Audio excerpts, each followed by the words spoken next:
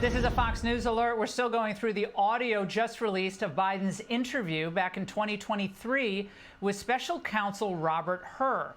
Remember, this was a two-day interview in October of that year where Hur described him as, after doing the interview, as a well-meaning elderly man with a poor memory. Remember, he wasn't ultimately charged with anything.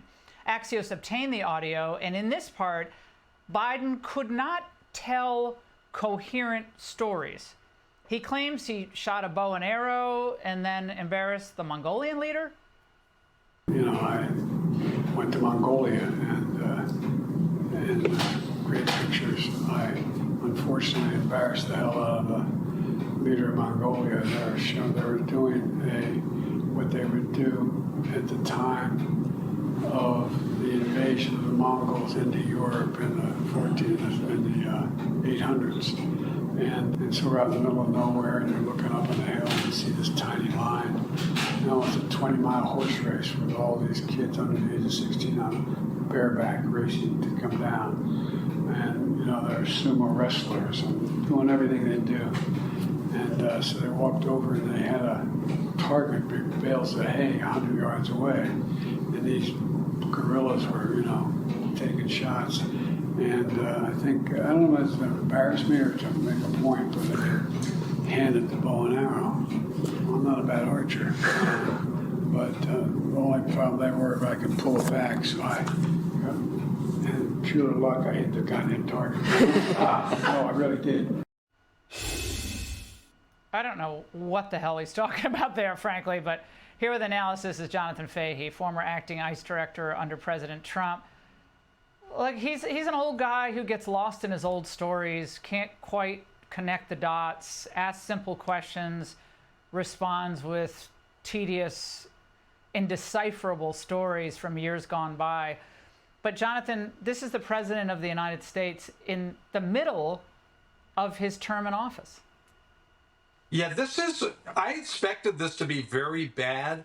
It is so much worse than I even could have possibly imagined. And remember, after this interview, he was prepped probably for dozens of hours with lawyers, so he should have been able to get through this interview quite easily. But remember, he and everyone on his staff defamed Robert Hur after this.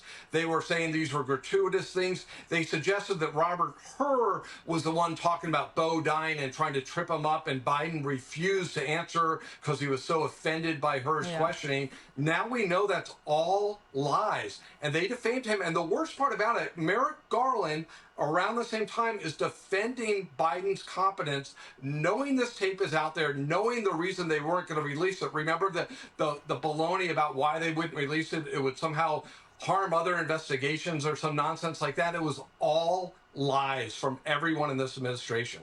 Everyone said it was just political. We had MSNBC hosts like Joe Scarborough saying Biden was at the top of his game, never sharper, I'm paraphrasing, but essentially, like, anyone questioning Biden's competence around this time was just part of the right-wing echo chamber and should not be listened to. It doesn't matter if you're a federal prosecutor, you were baiting the president. You were trying to trip him up. It was a game. Robert Hur was, I thought, very gentle in these questions and quite, I think in real time, you could hear the discomfort in Robert Hur's voice, having sat through a lot of these types of interviews. When I was a criminal defense attorney, the prosecutors are usually like that. I thought Hur was extremely gentle. Right. It's almost like they felt sorry for him, and they're doing these fake laughs at the old person stories. It's really pathetic. And I was a federal prosecutor for 17 years, and if I had an interview like this, I probably would have reached the same conclusion Robert Hur did, which is this guy, he didn't want to say it in his report, but basically this guy is not competent to stand trial. And the fact that he was somehow still competent to be the president of the United States is so alarming. And the fact that anyone around Joe Biden should ever have any credibility on any issue after this. Any issue. It's just so bad. Well, yeah, any issue of any. If they're going to lie about something this important, they will lie about all matters of significance.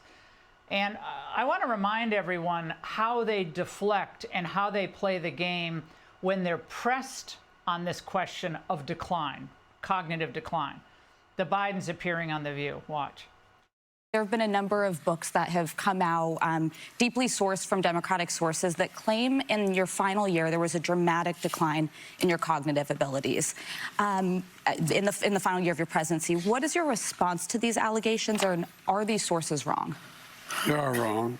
There's nothing to sustain that. And, you know, one of the things and Alyssa, you know, one of the things I think is that the people who wrote those books were not in the White House with us. Mm-hmm. And they didn't see how hard Joe worked every single day. Mm-hmm. I mean, he'd get up, he'd put in a full day, and then at night I'd be in bed, you know, reading my book, and he was still on the phone reading his briefings, working with staff. I mean, it was nonstop.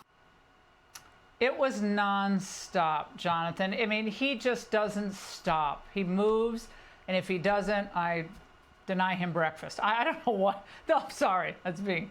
But she was the chief enabler.